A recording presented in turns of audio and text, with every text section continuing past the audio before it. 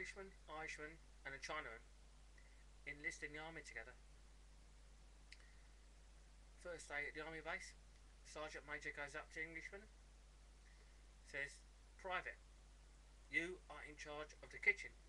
Englishman says, "Yes, Sergeant Major." Off he goes. Sergeant Major goes up to the Irishman and says, "You, Private, are in charge of the laundry." The Irishman says, "Yes, Sergeant Major." Off he goes to the laundry. Sergeant Major goes up to the Chinaman and says, "You're in charge of the supplies." Yes, Sergeant Major." Off he goes in charge of the supplies. Next day, Sergeant Major goes to inspect his troops. Goes up to Englishman. "Private, how's the kitchen?" "All fine, Sergeant Major. No problem." "Well done. Carry on, Private." Goes to visit the Irishman. "Private, how's the laundry?" "Oh, no problem. No problem, Sergeant Major." "Good, wonderful. Carry on." So he goes to visit a Chinaman in the supplies. Goes to the supply store.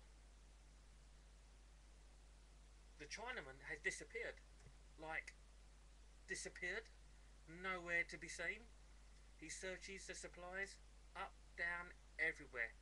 Cannot find his Chinaman. So he goes back to the Irishman in the laundry. "Private, have you seen this Chinaman I left in charge of the supplies?" "No, Sergeant Major. Haven't seen him anywhere." "Fair enough, carry on." So the Sergeant Major goes to the kitchen. The Englishman. "Private, have you seen the Chinaman I left in charge of the supplies?"